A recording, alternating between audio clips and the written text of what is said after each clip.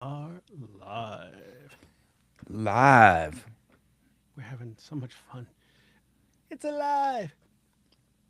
Welcome to NOLA Film Scene. We are here with David. I Rabelais. thank you. It's David Rabelais. The ass is silent, I say. One of those weird French names. It's not Rabelais. ramble ass. But you are the director of, The foie. which probably should put that ass back in there. Foie. Wow. Yeah, that Putting the might save ass on back in your production films. costs. Exactly.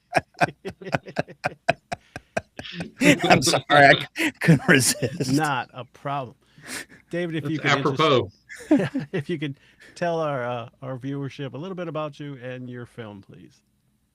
Yeah, sure. I'm a writer director from here in South Louisiana, and I've done other stuff, but this is the first feature narrative work that I've done. I've done a feature documentary before, but this is the first feature film uh, like this that I've done. It's a horror comedy uh, about the foie. So did you want like a whole synopsis about the movie and As much as everything, you want to or? share, because before talking to you and our good friend Hick Jeremy is a part of your film, so that's how I kind of got introduced. I never knew what that was. So as much as you want to Mhm. tell them, and just tell them what the foie is.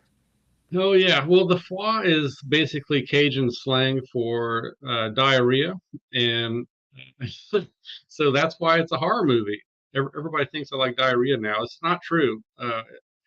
That's why it's a horror movie because I don't like it. And if you have a supernatural case of the foie and it's deadly, like in the movie, then boy oh boy.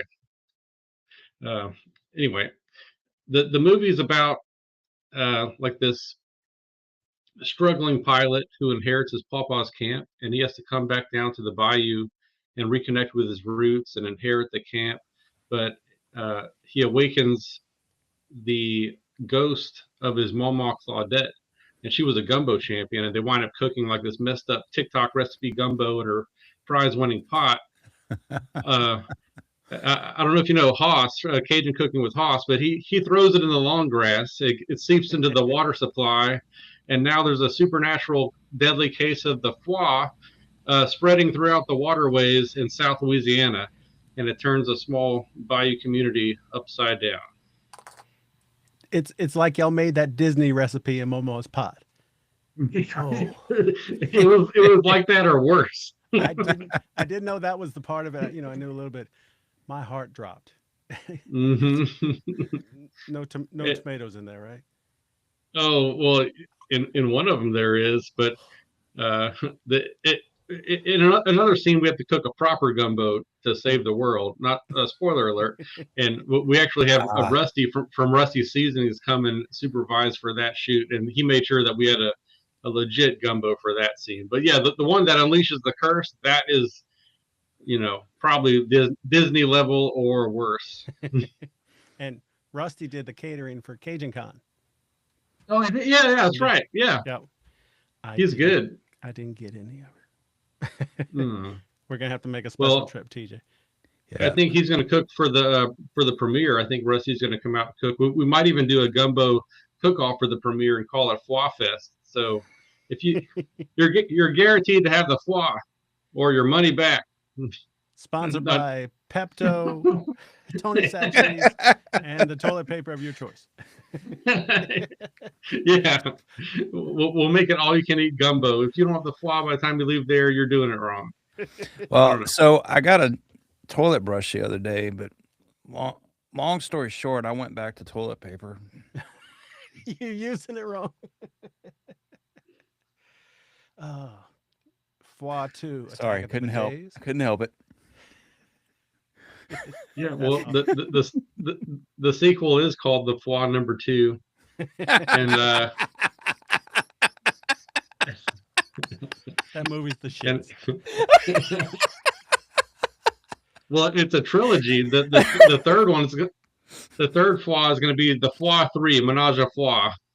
That's wonderful. And So some humor just doesn't get old with age, does it? No, I haven't matured mentally since I was like 12. And that's fantastic. It's kind of leveled off right here. How did you get into filmmaking? Um, I worked at TV10 in Lafayette, and I guess that was the first time I held the camera professionally. And then when I left there after college, I just started doing video production on my own.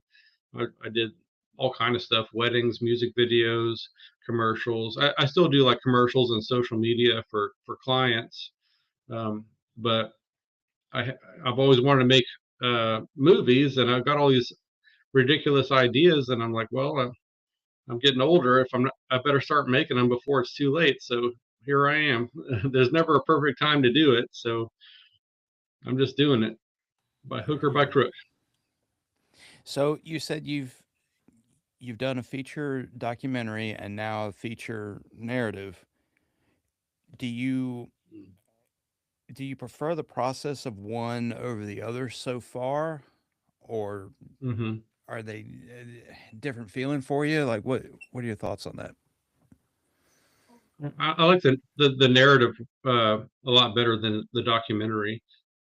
I like them both in different ways, but the only problem with uh, doing a narrative work is that I don't have $1 million to make things happen. You know, like that I can write whatever I want on the page, but I don't. We don't have like a big budget to make it happen. Like logistics, we're struggling on. Other than that, besides all the scheduling and logistics and lack of funds, I love the process more of doing the narrative works, and it's been a challenge, but it's been a lot of fun. Yeah, that makes sense. I mean, with a documentary, for at least for a roll, if nothing else, you can just darken the scene, make the scene dark, and just a couple of lights and really good camera and sound, and doesn't take a whole lot logistically. Not like it would for a feature film anyway. At least it seems like it. Yeah, it's documentaries are mostly like interviews and B-roll, and I do enough of that for client work.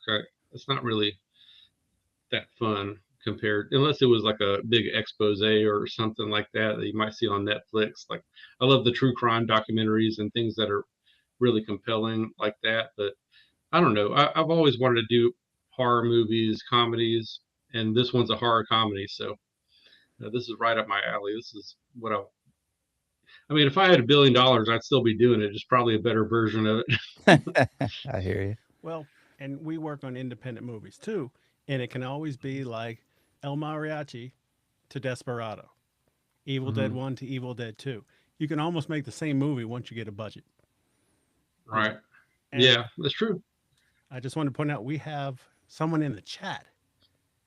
So it might be only our second chat. Louisiana Girls at Oh Louisiana yeah. Girls. Hey, Rachel. Yeah, she's in the movie. She's a swamp witch. Ooh, we met. I met traveling with Taryn. Met your one of She's your other also swamp witches. she's a swamp witch too. Yeah. Yep, Rachel, that's right. thanks. We met her at Cajun Con. Rachel, thanks for watching and commenting. You might not be our first, but you're our most recent.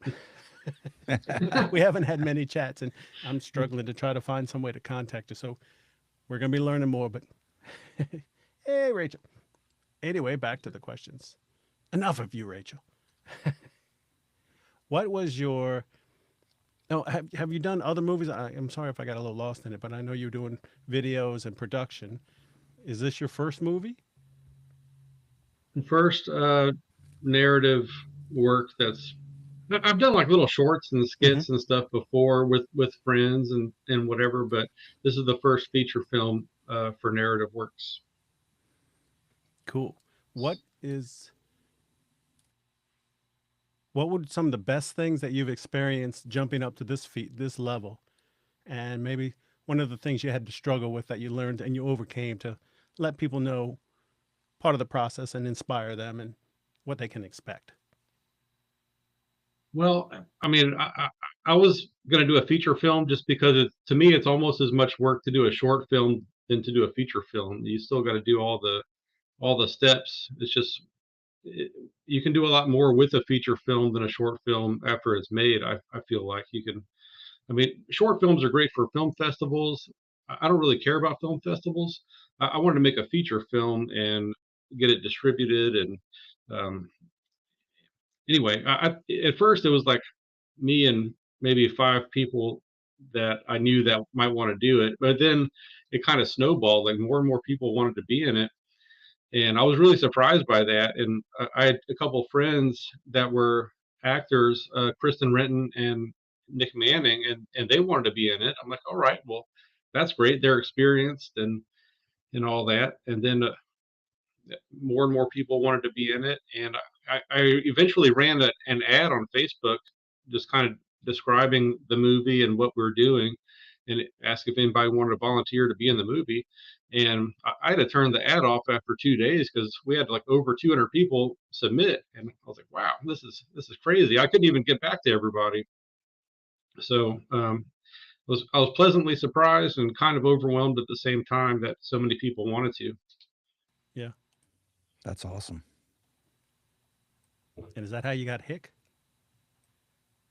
Yeah, yeah, I didn't know Hick, and I think he commented or wrote in or somehow he expressed interest, and he was pretty busy, and he had like one day available, and it just so happened to work with us too. So we shot his scene in one day. Oh, that's great. Yeah, and we have a lot of like Cajun influencers and people like that on TikTok and social media nowadays. So a lot of them wanted to be in it too, and that's great because they already have an audience. And so what I did is I just gave them roles in the movie depending on their schedule. If they just have like 1 or 2 days available, I'll write a part for them to be in it. Just kind of like a grassroots social media uh, connection or family now. Like we all talk almost every day on Facebook and stuff, and it's kind of like a flaw community. Yeah, you got Corey Ledoux. Yeah, Corey Ledoux's in it. Yeah, and he had a good time doing his scene, and I thought he did well. And so I wrote him another part after that, and he came back and did another part with the Swamp Witches. Nice. I really can't wait to see this. I think you're within a month you'll be finished with principal photography, and then Yeah. do you have a lot of special effects you have to work with, or and you don't have to say, you can keep it quiet if you know anything you don't want to release.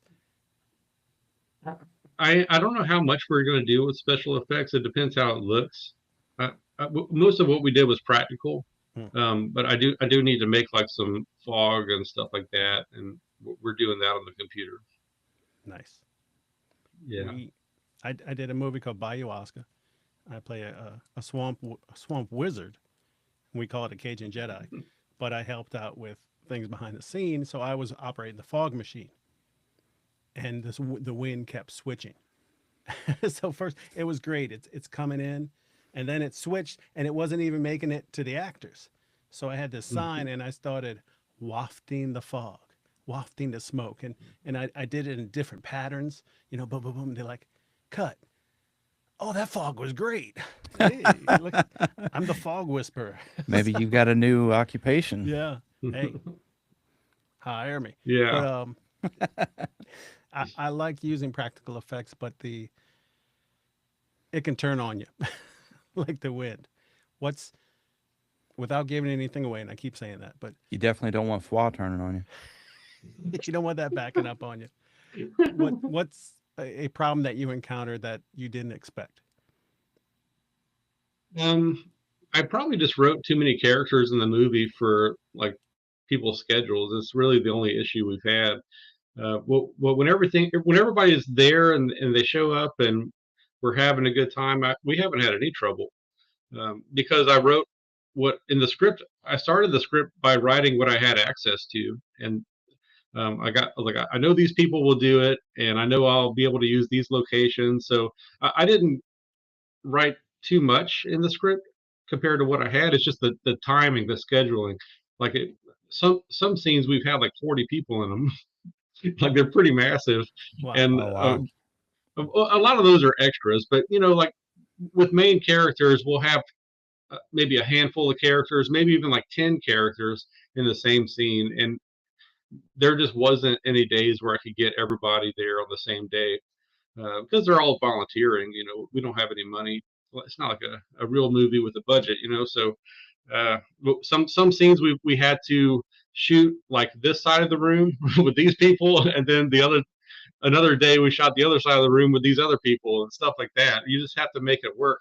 And then like sometimes people just don't show up, and I would have to rewrite the script on the set to make that make sense that they're not there now. So stuff like that was the biggest challenge. And hopefully one day we can have a good movie budget and make a living or at least some money doing it. That's my dream, to do something like that, just to get to that level. Yeah, we're with you on that. So Yeah. what I'm hearing is what I love about independent filmmaking. It's you took the plunge. We can all wait for the perfect time. There's never the perfect time. You saw your dream, you leapt for it, you rounded up the people around you, said, I have these assets. You didn't worry about what you didn't have. And then when you got more, you added. And when you had to, you subtracted. But it's all creative responses. And that's a beautiful thing. I'm proud of you. Well, thank you. Yeah, luckily we didn't have to do anything too crazy. Like I was like, what if this person doesn't show up ever again? I'm gonna write like a time travel scene or a switching body scene. Like, I was trying to think of things. They get hit with the fly, and now they're a totally new person. Yeah, I'm gonna Covered kill in them corn off and with. nuts. Where'd this corn come from? Yeah. Oh, look, I see a comment pop up. TJ's working that. That's chat. Rachel. And there's another person. Oh, Hoss. Hoss is in the house. Hey, Hoss. Hey, Rachel. Don't throw our episode in the long grass, please. He will. I saw a Rochelle in there. And Rochelle. She's from Paris. She flew all the way from Paris to be in the movie, and she plays the title character basically. Claudette is the official title is The Flaw: Revenge of Mama Claudette, and she plays the ghost. Claudette. You go, girl. Howdy, Hoss. How you doing? We're gonna have you on the show one day, maybe. Maybe we'll do a cooking segment. Yeah, you should. Yeah, he's got a new cooking setup now. Are you guys going to the? Do you guys ever put weenies in your spaghetti? You going to that thing? I haven't heard about that. I don't know if I feel comfortable talking to you about my weenies, but is that the first time that's been? Sheldon talked about it on Big Bang Theory, right? He did. Isn't that what he talked about doing? I've never tried it. They have a weenie and spaghetti festival. I just found out about it, and I think I'm gonna be there. Huh. On the 10th in Homa. I will probably not make that. That is. He loves weenie and spaghetti. It would be great, except the 10th is my wife's birthday, and that same weekend is Fan Expo. So I'm already juggling too many things, So it'll be like Fan Expo during the day, either take her out at night or we do something Sunday. But her birthday every year falls on the same weekend as that con, and I'm lucky. This New Year's we'll have been together 21 years, and she's put up with that for so many I can't even count. Although we got her in the house for Cajun Con, she sat at our booth. And she used to go with me a lot, but she's not nerdy like me. No, she's not. Well, yeah, you don't want to give her the flaw for her birthday at the Weenie Fest, right? No, or do I? No, I think I'll get her, something else. Yeah. Well, where are y'all shooting? It's mostly shot around Lafayette and Henderson. One of the main locations we had access to was Cypress Cove Landing. Shout out to them, Cypress Cove Landing in Henderson. It's on the Atchafalaya Basin, and they got a boat dock, and they have live music on the weekends, and they serve food and stuff like that. At least during the spring and summer. And they said we could shoot there, and they had houseboats and things like that. So just having that location alone, a lot of the branding that we saw was called Cypress Cove Landing, and so I just named the fictional town in the movie Cypress Cove, just so it kind of makes sense.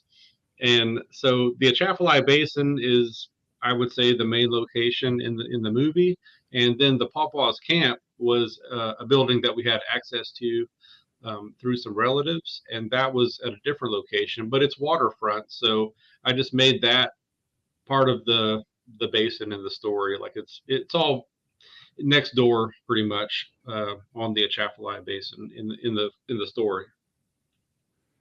Nice. We're all stunned. And most of the actors and stuff was from the Lafayette area, and most of the locations that I had access to were also around Lafayette. So we just between Lafayette and Henderson, almost everything was shot.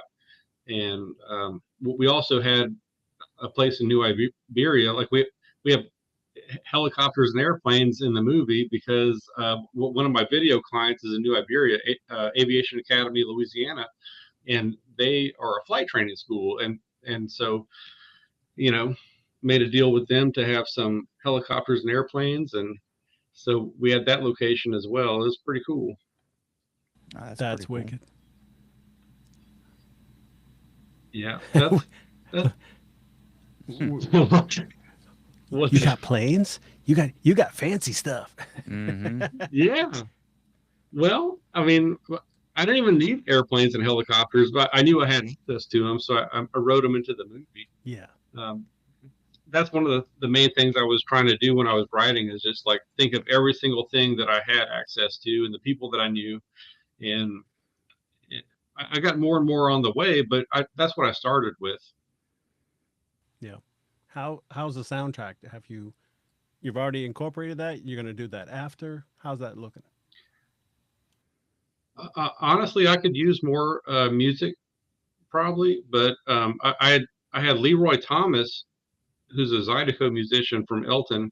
He plays all around the country, and he was so nice to deal with and a nice guy that I was like, well, do you want to act in the movie too? And he did. So he's playing the deputy. So I just basically made him the musician / deputy in the movie. And we filmed at one of his concerts at Cypress Cove Landing, which was one of the main locations. It just all kind of worked out. Like I saw that he had a show there in about a month. I'm like, well, it was kind of risky because if the scheduling didn't work out, I don't know what I would have done, but we made it work. And so he's the deputy and Zydeco musician. We're using a lot of his songs, and some of the songs Leroy Thomas just wrote on the stage. I'm like, I need a song about this, and so he's like, let me think for like 30 seconds. And it's like, all right, and he just plays it, and his whole band jumps in. I don't know how they do that, but they just write music on the spot. And then I got another band that wanted to be in the movie, Knock New in the Wild Mutons, or Wild, dang it. Is it the word for cat?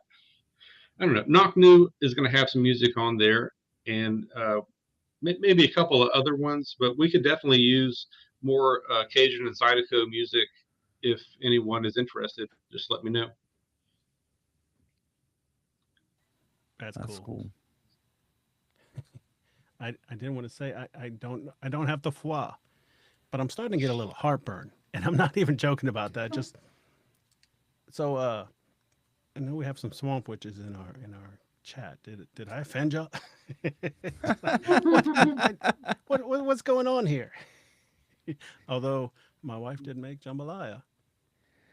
Mm-hmm. I think I've got the fourth one. Did she use a haunted pot? Now you're in for it. Yep. Oh my No, it So probably wasn't the food. It probably the quantity I ate. probably. Knowingly. How Yeah, long that'll was do it. how long was the process for you, conception to actual starting principal photography? I had the idea last October 2024, and then I wrote it over the next few months, and we started shooting in June. So probably 6 months, 7 months before we started really shooting. That's pretty good. I mean, that's pretty quick. Yeah, well, I thought we would finish shooting much sooner, but we've had some setbacks, and a lot of that comes with just people volunteering and not having a budget and just doing it on people's off time. And we've also had unexpected setbacks with like Nick Manning was in a motorcycle accident, and we were lucky he wasn't hurt terribly bad, but he was out for 4 to 6 weeks. And then right after that, Kristen Renton had to go shoot a real movie in New York for 4 or 5 weeks. So that was like two months, maybe 2.5 months, where we just weren't really shooting much at all. And so I'd say from like June until now, we shot basically 99% of the whole movie just in people's off times. But I was hoping to do it much faster than that, but sometimes it doesn't work out that way. But as Speed long as you needs a don't budget. quit. Yeah, Yeah. exactly. I know. I know. My Go ahead. Yeah, go ahead. Oh, I was gonna say my first movie working background was Jay and Silent Bob Reboot, and that was 2019. And I met Josh Stevens there. So he said, "Do you want to be in my movie?" It's called Death Trip, and I didn't hear from him for a year. My first line in that movie, in any movie, was Saturday, March 14th, 2020, and then the world broke. We all got quarantined. So Yeah. it's finally done. We're looking at distributors now. At least I think it's done. All post production, everything. So that took 6 years with no budget. You don't have speed. So keep at Yeah. it. Never lose your focus, brother. Well, I'm not. We're too far in it now. But yeah, hopefully the next one we can make it much faster because Yeah, I think I've learned a lot of lessons on this one. definitely.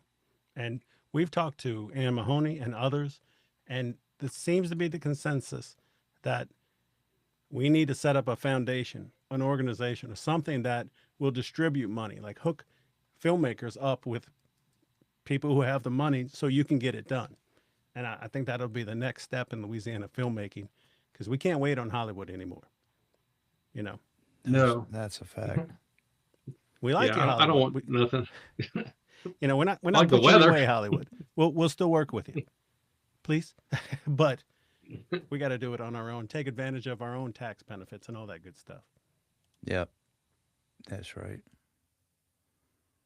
Yeah, that'd be Funding's great. the hardest part. Yeah, it really is. And I don't know much about that side. I just like to make the movies, and we're just doing it with whatever we have. And uh, it, Yeah, the business side of the movie industry is not always fun, and sometimes there's a lot of predatory people out there that will take advantage of you. And Yep. so I'm just trying to do everything as independent as I possibly can, even if it means not having a budget. Yeah. yeah. Keep that control. Control Hmm. and answers with creativity. Yep. You know, so Yeah, and sometimes when you have limitations, you get more creative. We've had to do a lot of creative things because we couldn't get this or couldn't get that, or things happen, and it's still fun, but it would be a lot easier with money. definitely.